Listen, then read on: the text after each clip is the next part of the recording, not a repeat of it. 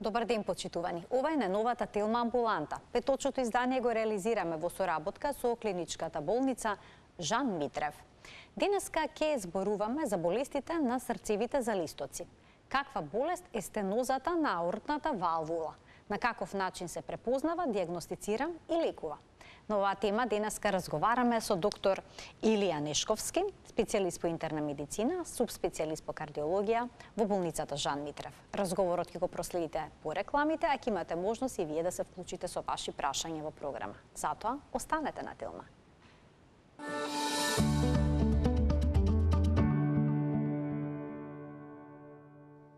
Што е тоа стеноза на аортна валвула? За болестите на срцевите залистоци денеска зборуваме со доктор Илија Нешковски, специјалист по интерна медицина, субспецијалист по кардиологија во приватната клиничка болница Жан Митрев. Докторе, добре ни дојдовте во Телма амбуланта. Добре најдов и благодарам на поканата. Срцето е совршена природна пумпа со големина натупаница.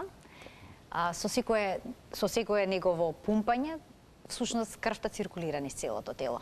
Овој орган има неколку срцеви залистоци. Зошто е важно тие да се здрави и правилно, добро да функционираат? Да, срцевите залистоци представуваат еден вид на регулатор на протокот на крвта во срцевите кавитети, меѓутоа играат улога и во редистрибуцијата на крвта од срцето до другите органи. Тие практично ја одржуваат целокупната хемодинамика во организмот и токму затоа е важно да бидат здрави и да бидат функционални. Така, крвта инаку секогаш циркулира во една насока? Да, секако. Значи, кога зборуваме за аортниот залисток, пред да почнеме да зборуваме за болестите на аортниот залисток, може да е добро за гледачите да објасниме која е неговата функција, каде е лоциран и зашто служи. Значи, аортниот залисток представува еден вид на вентил кој што е практично позициониран на самото излезиште на аортата од левата комора. Во фазата на систола со неговото отварање се овозможува непрекинат проток на крв од левата комора преку аортата до сите органи и понатаму во фазата обратно, во фазата на диастола со нејзиното затварање, аортната валвула превенира повраток на крв од аортата кон левата комора. Сега кога зборуваме за најчести заболувања на аортниот залисток, треба да се спомене дека тоа се тие функционални, така наречени заболувања кои што засегаат функцијата на отварање и затварање на аортниот залисток. Во првиот случај, кога имаме нарушено отварање на аортната валвула, велиме дека станува збор за аортна стеноза. Во вториот случај, кога имаме неадекватно затварање на аортната валвула и пропуштање на крвта од аортата кон левата комора, велиме дека станува збор за аортна инсуфициенција. Овие две состојби се најчести заболувања на аортниот залисток. Така, сега дали пациентите ќе почувствуваат некакви симптоми, некакви проблеми доколку имаат стеноза, односно стестување на аортниот залисток или пак инсуфициенција? Така. Аортната стеноза е споро прогредирачко заболување и за жал пациентите кои што и поминува низ три фази практично, фаза на лесна аортна стеноза, умерена аортна стеноза и тешка аортна стеноза. Пациентите со лесна и умерена аортна стеноза се најчесто асимптоматски и не се свесни за заболувањето, додека пак симптомите на тешката аортна стеноза се манифестираат веќе во поодмината фаза, тогаш кога отворот на аортниот залисток станува толку мал да практично левата комора не е во можност да испорача адекватно количество на оксигенирана крв до сите органи. И токму затоа тогаш се јавуваат симптомите, а главни водечки симптоми на аортната стеноза се заморот, отежнатото дишење, појавата на градна болка и во поодминатите фази, значи кај тешка симптоматска аортна стеноза доаѓа и до појава на синкопи или нагол губиток на свест. Значи онесвестување. Онесвестување, да. На која возраст обично се јавуваат овие проблеми? Најчесто, како што ви кажав, тоа е споро прогредирачка болест и најчест причинител на аортната стеноза, збориме процентуално, постојат повеќе причинители, меѓутоа најчест причинител е калцифицирачката аортна болест. Таа доведува до споро депонирање на калцифицирачки депозити на аортниот залисток и после одредено време, значи години потоа, доведува до симптоматска тешка аортна стеноза. Затоа, практично иницијалната диагноза на тешка аортна стеноза се поставува кај повозрастните пациенти и најчесто се јавува кај пациентите помеѓу 65 годишна и 75 годишна возраст. Се среќава некогаш и порано? Да, се среќава порано. Тоа е кога имаме друг причинител за појава на аортната стеноза, а тоа е бикуспидната аортна валвула.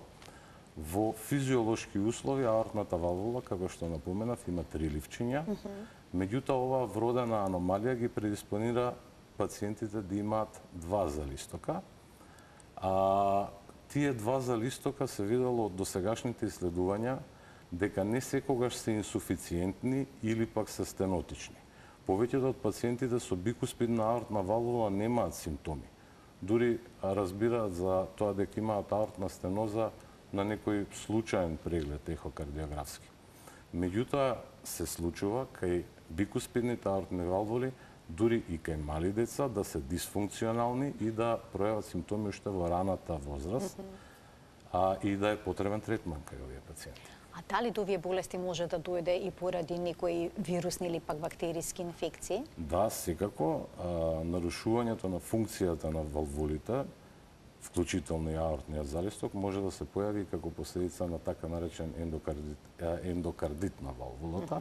Тоа е воспаление на аортниот залисток, кој што понатаму може да резултира со појава на аортна стеноза или аортна инсуфициенција. Дали ревматската треска, која што е последица на стрептококните инфекции, доведува до ваков проблем или не? Да, доведува. Ревматската треска е еден се уште во литературата наброена како трет најважен причинител на аортната стеноза. Меѓутоа, за среќа е предоминантна само во земјите во развој, во развиените земји ревматската треска се помалку се среќава како причинител на аортната стеноза. Иначе, она што е интересно, зборам од аспект на диагностиката, таа е системско заболување, како што кажавте, предизвикано од репетитивни нетретирани стрептококни инфекции и предизвикува фиброза на аортните ливчиња и еден специфичен наод на комисурна фузија, слепување на трите залистоци, на кои што понатаму така променети се дополнително надградува и калцифицирачки материјал, така да многу е специфична за препознавање на ехо, меѓутоа со оглед на тоа што е се поретка како заболување, се помалку среќаваме пациенти со аортна стеноза предизвикана од ревматска треска. Но самата стрептококна инфекција, да речеме на грло, може да ја предизвика оваа промена на залистокот доколку нема ревматска треска или не? Не, може, затоа што стрептококните ангини, кога се нетретирани, можат да предизвикаат воспаление не само на ендокардот, односно на валвулите, туку може да донесат и до инфекции на миокардот, односно на срцевиот мускул, кои што имаат уште по-сериозни реперкусии по срцето. И сега на каков начин, докторе, сето ова се препознава? Дали лицата кои што имаат стеноза на аортниот залисток ќе се соочат и со проблем наречен шум на срце? Да, шумот на срце е практично дел од иницијалната диагностика на аортната стеноза. Шумот на срце се слуша при аускултација, обичен преглед со стетоскоп, лоциране на аортното устие и речиси секој еден добро обучен матичен лекар може да препознае шум на аортното устие. Велам дека е дел од иницијалната диагностика, бидејќи секогаш кога ќе се постави сомнение за постоење на систолен шум на аортно устие, пациентот треба да се препрати во специјализирана установа, каде што се прави ехокардиографски преглед и се практично дефинитивно диагностицира или исклучува постоењето на аортната стеноза. А дали ехопрегледот ќе го открие овој проблем? Да, апсолутно. Ехокардиографијата, трансторакалната ехокардиографија е златен стандард во диагностиката аортната стеноза. Таа не само што ни овозможува директно да ја визуализираме аортната валвула и промените кои што се појавуваат на истата, туку преку директни и индиректни мерења ни овозможува да го одредиме и степенот на аортна стеноза. Со дел од планиметриските мерења кои што се прават на ехокардиографски преглед, може директно да се одреди ареата на аортната валвула или попросто кажано површината на отворот на аортната валвула. Значи, се смета дека отворот кај една здрава, нормална валвула која што функционира нормално, изнесува меѓу 3 и 4 сантиметри квадратни. Кога станува збор за стенотична валвула, се вели дека ареа под 2 сантиметри квадратни веќе треба да се смета за лесна аортна стеноза. Кога ареата ќе падне под 1,5 метар квадратен, станува збор за умерен степен на аортна стеноза, додека ареа под 1 сантим квадратен се смета за тешка аортна стеноза. Секако постојат и индиректни мерења кои што укажуваат на аортна стеноза. Тие се повеќе хемодинамски, значи се мерат брзините на проток низ аортниот залисток и се мери притисочниот градиент на аортниот залисток. Генерален консензус е дека за тешка аортна стеноза станува збор кога брзината на проток ќе се покачи над 4 метри во секунда, а средниот притисочен градиент низ аортната валвула ќе постигне повеќе од 40 мм на живен столб. Значи, сето ова, степенот на аортната стеноза, односно на аортното стеснување, можете да го процените со еден ехопреглед? Да, најчесто велам затоа што во многу ретки случаеви може заради лош ехокардиографски прозор, особено кај пушачите или пациентите со хронична обструктивна белодробна болест, аортната валвула да не биде доволно достапна за визуализација. Во тој случај се преминува на еден друг тип на ехокардиографија, тоа е трансезофагеалната ехокардиографија. Се користи сонда со која што преку хранопроводот се доаѓа поблиску до срцето и се евалуира аортната валвула од поблиска дистанца. Зошто кај пушачите е проблем да се направи ваков класичен ехопреглед понекогаш? Не е секогаш проблем, меѓутоа хроничните промени на белодробното ткиво кои што се јавуваат кај пушачите и пациентите со ХОП, често знаат да бидат проблем во однос на ехогеноста, односно на пробив на ултразвукот низ белодробното ткиво. И во тој случај се прави всушност тогаш овој преглед преку хранопроводникот.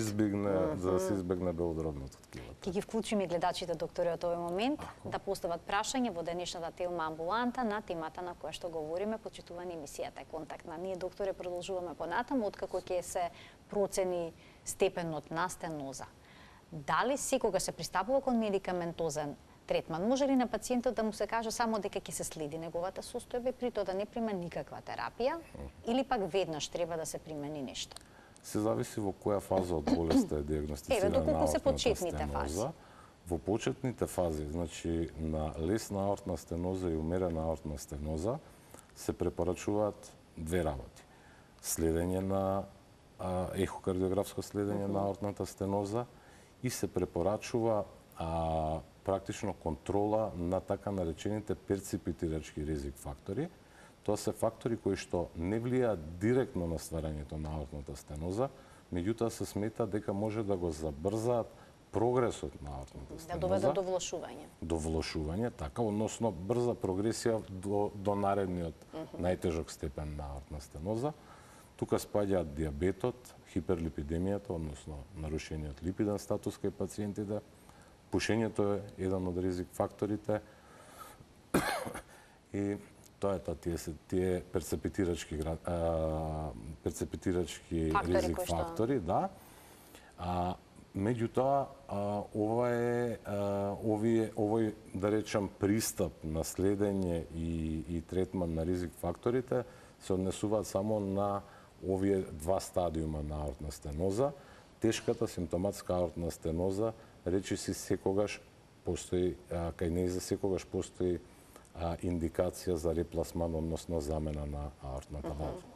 Доколку е почетната фаза на болеста? Колку често треба да се прават вакви контролни прегледи?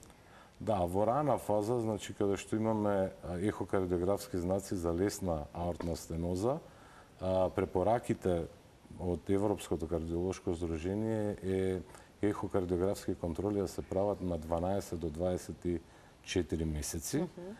А кај умерената аортна стеноза, со оглед на тоа што веќе стадиумот е напреднат, се препорачува малце почести контроли на 6 до 12 месеци, кога ќе добиеме градиенти кои што се блиски на тешка аортна стеноза или аортна валвула, а пациентот е се уште асимптоматски, тогаш неговите контроли се баш на 6 месеци треба да се следи валвулата. Ке вклучиме гледачи и потоа продолжуваме онаму каде што запревме. Добар ден. Добар ден, ако сум јас. Да, вие сте во програма, повелете. Сакам да го прашам докторот, пред 5-6 дена направив на плуќа снимка и вели засилен, и за срцето ме интересира, засилен белодробен цртеж без знаки за консолидација на паренхомот. На паренхимот. Сега, срце аортално зголемено во лево. Пишува. Што значи тоа? Дали треба да направам ехо на срце и дека тоа ќе се види повеќе? Така, што значи ова зголемување на лево? Искрено да ви кажам, често во рентген наводите среќаваме такви, да кажам, описи и коментари. Не може рентген диагностиката веќе одамна е напуштена како релевантен, да речам, како релевантен критериум за диагностика на срцеви или аортни заболувања. Меѓутоа, доколку пациентот има симптоми кои што одговараат на симптомиве кои што ги набројавме, не е лошо да направи кардиолошки преглед базично. Значи не е лошо да се направи, а доколку нема симптоми? Доколку нема симптоми, мислам дека нема потреба посебно. Да. Уште еден гледач ке вклучиме. Добар ден. Го очекуваме, да, следниот гледач, повелете, во програма сте. Дали се слушаме? Одлично ве слушаме, повелете. Видете. Ало? Само ќе ве замолам да го намалите тонот на телевизорот. Најдобро е сосема да го исклучите, за да можеме нормално да комуницираме. Ова молба упатувам и до сите следни гледачи што ќе се вклучат во денешната емисија да го намалат тонот на телевизорот. Да, ве слушаме одлично. Повелете. Имам проблеми, би сакал почитуваниот доктор да го прашам. Аритмија се јавува често пати на електрокардиограмот, знае да кажи нормала, некогаш абнормал. Фреквенцијата на работата на срцето кажува некогаш до 110, некогаш е 70, сепа 60. Дали аритмијата, прием лек бипресо, би можела да доведе до ваков случај како што го вика докторот стеноза или стенокардија? Поздрав до докторот, би сакал да ми одговори. Така, само да нема некој прашање. Докторот, имате прашање? Не, ви благодарам за вклучувањето во програма. Победете. Значи, сега вака прво да расчистиме со термините. Аортната стеноза и стенокардијата, стенокардијата е симптом, значи градна болка во превод, а аортната стеноза е стеноза на аортната валвула. Аритмијата која што ви е диагностицирана, односно која што ви е прикажана на ехото, сега не знам точно која правил диагностиката, може да биде предмет на доиследување во смисол на 24-часовен ЕКГ холтер, доколку постои суспекција за постоење на некоја посериозен тип на аритмија, суправентрикуларна или вентрикуларна. Најдобро ви препорачувам во таков случај, ако имате дилеми или ако матичниот лекар има дилеми за каков тип на аритмија станува збор, да направите 24-часовен холтер, каде што во тек на 24 часа ќе се регистрира работата на срцето и ќе можеме да направиме адекватна анализа за работата на срцето во различни периоди од денот. Уште двајца гледачи очекуваат да се вклучат во програма. Добар ден. Добар ден. Повелете. Вака поздрав до вас и посебно до докторот. Благодарам. Можда малку е вон темата, се работи за венски калцификати. фатени, снимени на случајно колено снимано и тука се видела и венски калцификати, а се што треба да прави, се работи со сестра. Што треба понатаму да... Што може да се преземе и за каков проблем станува збор? Предпоставувам и тоа ви интересира. Ви благодарам за вклучувањето во програма. Значи, пак ќе ви кажам, значи, калцифицирачка болест на венскиот систем на нозете е многу ретка состојба. Калцификати на артериските крвни садови во нозете почесто се диагностицираат. Значи, прво треба да видиме дали станува збор за калцификати на венските крвни садови, кои што ретко се среќаваат, или на артериските крвни садови. Пристапот е различен, бидејќи ако има знаци за венска инсуфициенција, треба да се направи флеболошки преглед кај трансфузиолог. Доколку станува збор за калцифицирачка болест на артериите на екстремитетите, тогаш треба да посетите кардиолог, да се направи доплер на артериските крвни садови на нозете и да се утврди колку е значајна таа стеноза и дали понатаму би предизвикала некакви проблеми во циркулацијата на долните екстремитети. Уште еден гледач ке вклучиме. Добар ден и за него. Ало? Во програма сте. Вака, се јавам пациентка од Клиопаланка. Ке ве молам ако може едно прашање. Секако повелете. Беше во Жан Митрев на преглед. На ехо ми кажаа дека срцето ми било без зголемување. А ме пратија на компјутер да го снимам тие каротиди. Вака ми пишува на прегледот. Атероматозни промени на аркус аорта и АД десно со видливи ор во својот цервикален дел. Па ќе ме молам, а срцето ми лупа од време на време и ми прескокнува кога мерам притисокот. И ништо повеќе не ми да доа, едино масидо ми да доа тие некоја пчиња за срце. И повеќе друго не, па дали ќе треба нешто повеќе испитивање, а тоа лупање на срце многу одамна ми го имам и сега кога ќе мерам притисак, па да повторим, Така, како чувствувате? Ќе ме молам ако може доктора да ме објасни. Добро, ви благодарам за вклучувањето. Повелете. Да, видете, сега не го разбрав вториот дел од наодот, меѓутоа калцифицирачките промени на аортата сами по себе не значат ништо посебно, особено кај возрастни пациенти. Такви промени се јавуваат и често ги среќаваме дури и на ехокардиографски преглед. Наодот на аортата кој што е запишан е најверојатно спореден наод, затоа што вас би бил индициран компјутер на каротидни артерии и церебрална ангиографија. Таму е поважно каков е описот на каротидните артерии и вертебралните артерии. Обично индикација за тој тип на компјутерско снимање постои кај пациентите кај што има суспекција за каротидна болест, односно болест на големите крвни садови на вратот. Тие што ја носат крвта всушност во мозокот. Така, да. Така, докторе, доколку аортната стеноза е напредната, што може да се преземе? Постои ли некој лек за да се обнови Вака, значи... валвулата, односно за листокот? Значи, во услови на тешка аортна стеноза, единствено решение за проблемот е репласман на валвулата. Замена. Додека кај пациентите со лесна до умерена аортна стеноза, воведувањето на хиполипемична терапија, терапија за контрола на диабет, терапија за контрола на притисок, можат да на некој начин ја успорат аортната стеноза, односно преминот од стадиум во стадиум да го успорат. И тоа е она што ви го кажав околу третманот на перцепитирачките ризик фактори. Сега кога станува збор за хируршкиот третман, тоа е веќе една цела поголема тема која што верувам дека ќе биде особено интересна за пациентите, односно за која што најмногу во моментов се интересираат и пациентите и семејствата на пациентите. Тешката аортна стеноза секогаш се третира со репласман на валвулата, а во поново време, во последниве десетина години е достапен и кај нас третманот популарно наречен ТАВИ, тоа е транскатетер имплантација на аортна валвула.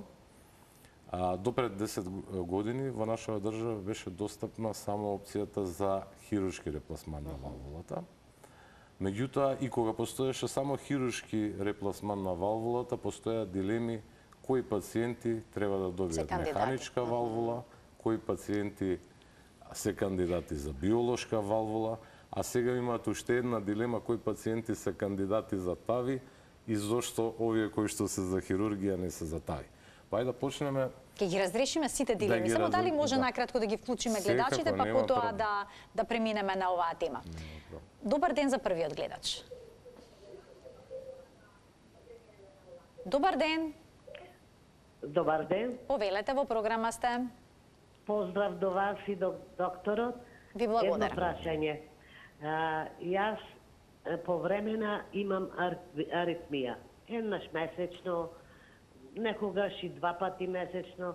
Сега сум и на стината и денес и вчера добив аритмија на срце. Некаде до 130 откуцаи, али неправилно очекување. Значи најверојатно за атриална фибрилација станува збор.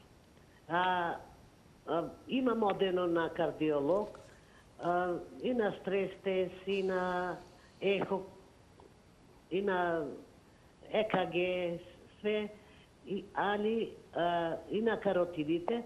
Десната каротида ми е запушена некаде 55 до 60%. Од што може да добивам аритмија толку често? Не секојдневно, али често. Аз сега пијам многу. Значи примате некаква терапија? Така. Добро, на вас ви е дилемата зошто толку често ви се јавува аритмијата, дали може да се добие одговор, докторе, на ова прашање? За аритмијата ми дадоа ксердоксо. Така. Имате конкретна терапија. Ви благодарам за вклучувањето. Добро, се прво да ви одговорам на прашањето за аритмијата. Значи, со оглед на тоа, ми ја разрешивте дилемата со ова што ми кажавте дека ви вклучиле ривароксабан во терапија.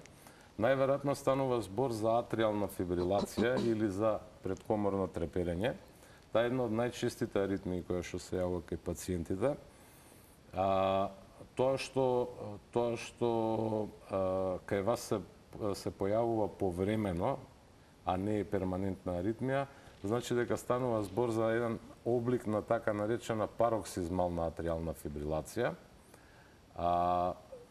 Е непријатна затоа што кај тие перманентни атриални фибрилации кои што постојано траат, ние имаме една стратегија на третирање. Значи, или да се целосно терминира аритмијата, или доколку не можеме да го конвертираме пациентот во нормален синус ритам, тогаш гледаме да го нормализираме пулсот, за да се изгубат симптомите од брзата работа на срцето.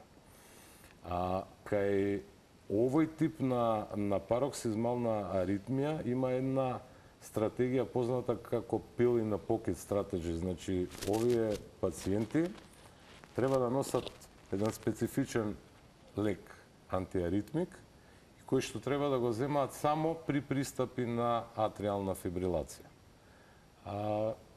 Можете да дојдете слободно на контрола, ќе ви ги разјасниме комплетно сите понатамошни потребни третмани. И она што е важно е дека антикоагулантната терапија која што ја земате, во вашиот случај превенира појава на мозочен удар и е многу важна и затоа треба да ја земате редовно без пропусти. И последното прашање од гледач во денешната Телма амбуланта ќе го слушнеме во продолжение на емисијата. Добар ден. Добар ден. Повелете. Се слушаме? Да, одлично ве слушаме. Повелете. Поздрав до докторот и до вас. Ви благодарам. Јас имав вртоглавица, замор и утекување на нозе. Леже во болница во државна 10 дена и ми препорачаа пейсмекер. Ме слушате? Да, одлично ве слушаме, да. И јас се двоумев што да правам, бев у Жан Митрев. Сјајав кај доктор Никола Ѓоргов. Добро. Никола Ѓоргов ми препорача на терапија, што многу добро ја користам и многу голем поздрав за него. Терапијата немам оток на нозе, немам мртоглавица, немам ни замор. Само скапи се лековите ги набавувам од Србија и од Црна Гора. Еден лек е тоа, еднаш дневно го пијам и многу добро се осеќам. Многу поздрав до Никола Ѓоргов. Така, Жан Митрев. ви благодарам што се вклучивте пренесеме. во програма, секако ќе биде пренесен поздравот. Да го Докторе, пренесете. сега ќе се посветиме на она што го споминавте како најчести дилеми меѓу пациентите кои што имаат стеноза на, односно стестување на аортната валвула. Дали да се направи ТАВЕ или да се направи хирургија? Од што зависи кој пациент за што ќе биде кандидат? Вака сега, значи, Значи, прво- ТАВЕ е процедура за замена на ТАВЕ залистокот без операција класична. без класична операција, без стернотомија, значи Без отварање на градниот без кош. отварање на градниот кош. Како се изведува? Преку... Имплантацијата се изведува преку феморална артерија, значи преку артерија на ногата, со специјален деливери систем, значи преку аортата, валвулата се испорачува на аортна позиција и сега имаме тука два типа на валвули, имаме балон експандирачки валвули и само експандирачки валвули. Ако станува збор за балон експандирачки валвули кои што ние ги користиме во нашата болница, на аортна позиција се надувува балонот и се пласира валвулата на местото на старата нативна валвула. Кај само експандирачките валвули, значи системот се повлекува и валвулата се отвара. Така да е малце различен пристапот. Меѓутоа, како и да е, најважниот дел е тоа што е минимално инвазивна процедура и што закрепнувањето и компликациите после интервенцијата се многу помали во однос на хируршкиот пристап. Сега, проблемот е во тоа и затоа индикацијата се уште стои само кај пациенти со висок ризик за операција и кај возрастни пациенти, затоа што како и да гледате, иако во светот веќе 20 на години се имплантираат тави валвулите, тоа не е доволен период за, да речам, како да кажам, солиден follow-up. За солидно следење, за солидно следење на последиците и исходите од тави процедурата. Токму затоа... Тоа значи кај младите се препорачува класична хирургија? Да, класична хирургија се препорачува. Значи, кај луѓето кои што немаат зголемен ризик, немаат коморбидитети во смисол на хронично бубрежно оштетување, хронично респираторно оштетување, тешка срцева слабост, кај тие пациенти може да се изведе комотно хируршка замена на аортната валвула. Зошто? Затоа што хируршката аортна валвула многу подолго време, многу се поголеми искуствата со имплантацијата и имаме многу по-реален follow-up, односно следење и сме свесни за исходите од хирургијата. Сега, кога станува збор па за хируршки имплантираните валвули, тука постојат уште две дилеми со кои што често се соочуваат пациентите, тоа дали ќе биде имплантирана механички залисток или ќе биде имплантирана биолошка протеза.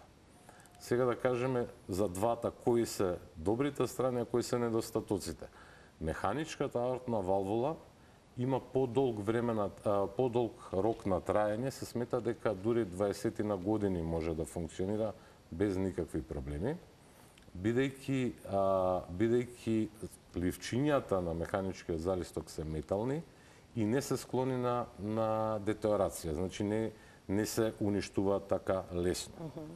Не рекалцифицираат и така натаму. Меѓутоа, самото присуство на металот ги прави поподложни на тромбоза. Сега, заради тоа, овие пациенти се пролонгирано време, односно не пролонгирано, доживотно после операцијата треба да примаат терапија за разредување на крвта, тоа е антикоагулантна терапија по шема, и мора постојано да имаат оптимално ниво на разредување на крвта. Постигнато тоа се мери со трансфузиолошки проби. Проблемот на механичката валвула е тоа што овие пациенти, освен што имаат да речам, подолг очекуван рок на валвулата, истовремено се посклони на крваречки компликации заради употребата на антикоагулантна терапија. Биолошката валвула пак, која што е хируршки имплантирана, има негде за 5 години помал просечен век, меѓутоа предноста кај нејза таа е изработена од бовин перикард, значи тоа е говедски перикард, кој што практично има слични карактеристики како нативниот залисток, и кај нејза антикоагулантна потреба има само во првите 3 месеци после операцијата, односно додека епителизира, односно валвулата се вклопи со околното ткиво. Понатаму пациентите живеат без никакви посебни лимити или обврски, да кажем. Но по известно време ќе има потреба за замена. Е сега слаба, да, условно кажано, она што е слаба страна на биолошката валвула е што исто како и нативната валвула ќе има предиспозиции за рекалцификација. Кога станува збор за ТАВИ процедурата, за онаа прва процедура што ја опишавте, каде што нема класичен хируршки рез, дали може да се направи второ градување на валвула? Може, и тоа е една од големите перспективи сега на ТАВИ интервенцијата. Тоа се така наречени valve-in-valve процедури или вградување на валвула во валвула. И се особено ветувачки кај пациентите кои што имаат претходно имплантирана хируршки имплантирана биолошка валвула и не напоменав, има уште една специфична хируршка техника за декалцификација на аортната валвула. Во услови кога аортниот корен е мал, кога имаме тоа се вика small root аорта, некогаш не е возможно да се имплантира дури ни хируршки валвула, па тогаш хирурзите прават обсежна декалцификација на аортниот анулус и на аортните ливчиња. И тогаш велиме дека имаме реконструирана, декалцифицирана нативна валвула. За нејзе прогнозите за longevity, односно за долготрајност, се некаде слични како и за биолошката валвула. И сега оваа имплантација valve-in-valve и имплантација на ТАВИ валвула кај декалцифицирана валвула внесува една сосема нова димензија за трајноста на имплантираната биолошка валвула. Значи, рачунајте ако кај 75 годишен, да речеме, пациент, вградите биолошка валвула која што има очекуван, да речем, некој просечен век од 15 години, на 90 годишна возраст он ќе стане кандидат за ТАВИ валвула, секако. И тамо можеме да имплантираме валвула, за разлика од механичкиот залисток кој што не е погоден за valve-in-valve техника. Така. Неодамна во болницата Жан Митрев беше направена една сложена операција кај срцевите валвули, кај срцевите залистоци. За што стануваше збор? Да, направивме една, да речам, процедура хибридна, комбинирана, бевме комбиниран тим хируршки предводен од доктор Жан Митрев и тим од интервентни кардиолози. Значи, тамо се направи практично имплантација на ТАВИ валвула на митрална позиција. Значи, имавме пациентка, да, имавме пациентка која што беше оперирана од митрална валвула, нејзината митрална валвула беше заменета со биолошка протеза, биолошката протеза со тек на времето станала нефункционална, а пациентката беше со многу коморбидитети.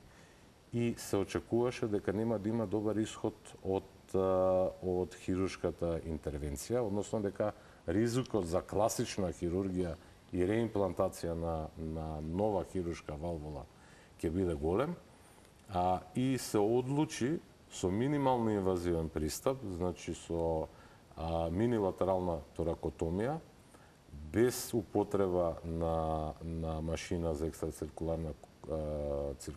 екстракорпорална циркулација, да се имплантира трансапикално, значи низ врвот на срцето, да се имплантира, овде имате приказ, значи на митрална позиција да се имплантира, условно кажано, ТАВИ аортна валвула. И процедурата помина одлично и пациентката е во доста подобра кондиција, колку што знам од колегите на интензивна нега.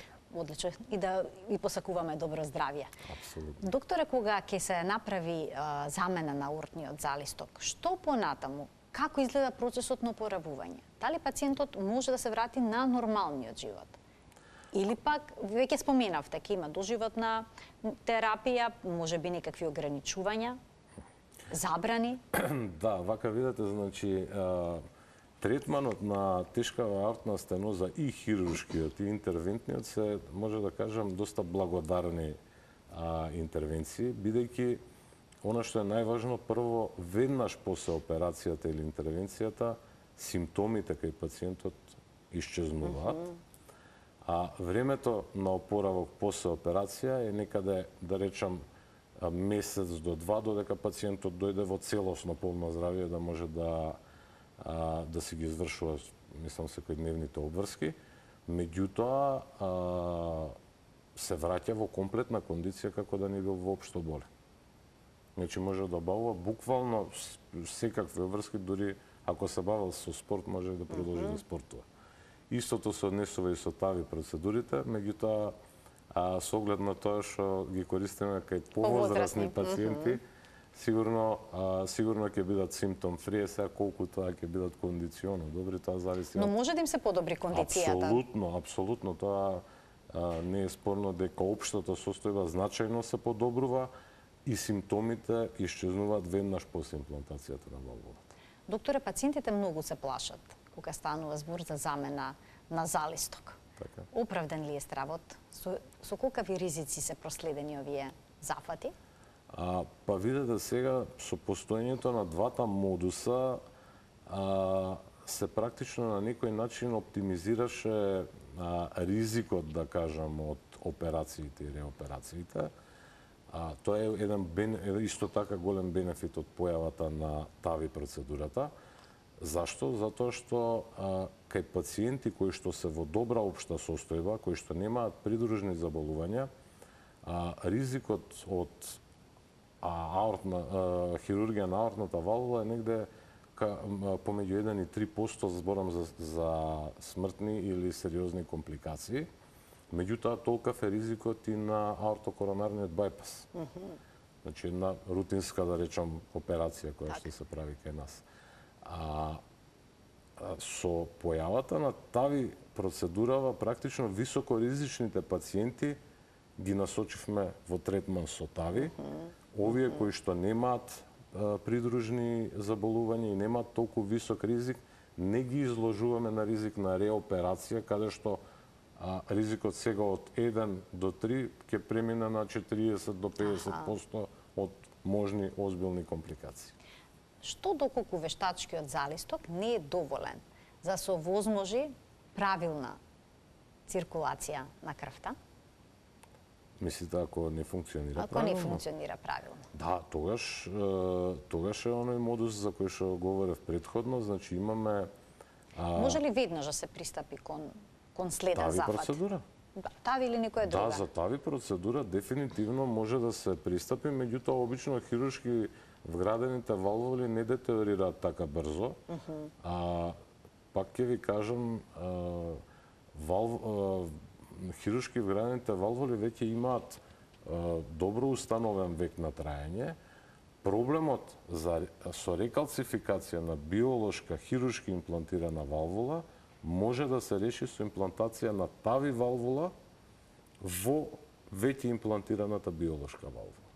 И тука го решаваме проблемот и му даваме шанса на пациентот да има уште одреден период, за сега нели според фоллоуапот негде околу 10 години со тави валвула. Колку често се прават овие процедури? Па сега искрено можам да говорам за нашата болница. Значи, ние сме на некој начин според бројките, не според мој личен впечаток, според бројките еден од водечките центри во регионот, според бројот на успешни операции на аортната валвула.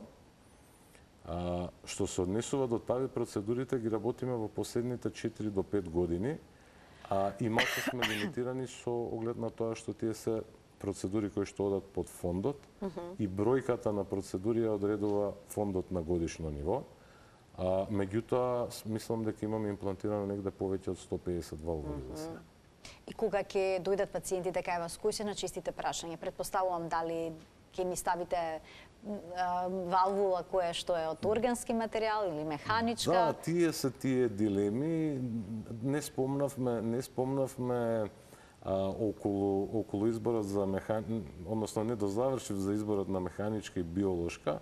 Постои заради сите оние добри и лоши страни кои што претходно ги набројавме, има еден генерален консензус помеѓу хирурзите дека механичката валвула е резервирана за пациентите под 60 годишна возраст, додека имплантација на биолошка валвула се вградува кај пациентите над 60 годишна возраст. Тави валвулата се вградува кај пациенти над 75 годишна возраст. Значи има строго утврдени критериуми. Така. Сега, за тави валвулата уште не напоменав дека освен овие вклучувачки критериуми, збориме коморбидитети, во смисол на ризик, како ризик фактори за операција, возраста, тие се вклучувачки фактори. Меѓутоа имаме и исклучувачки фактори, значи и да ги исполнува условите од овој аспект. Например, ако пациентот има аневризма на аортата, значи на излезишниот дел на аортата. Проширување на крвница, Проширување, да. И има стеноза на валвулата, тој е кандидат за хирургија, бидејќи џабе вие со тави ќе му ја замените валвулата ако остане ризик аневризмата.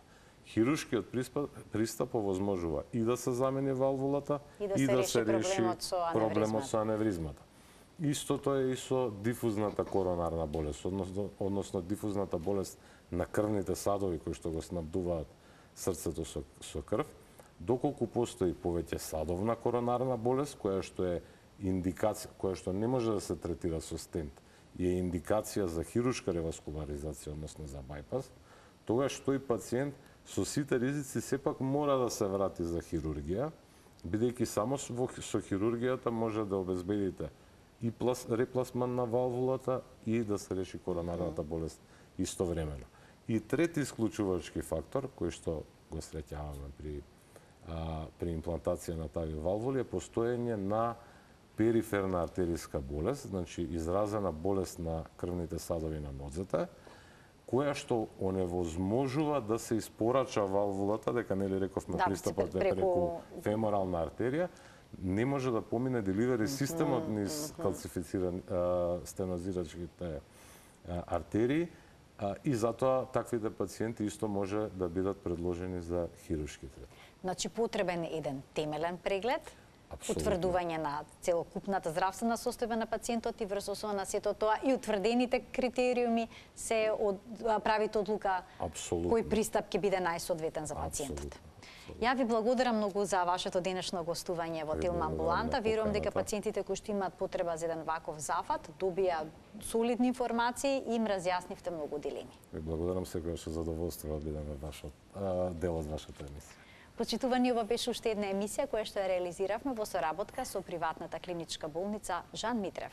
Ви благодарам за вниманието со кое што и денеска не следевте и ви посакувам пријатен ден.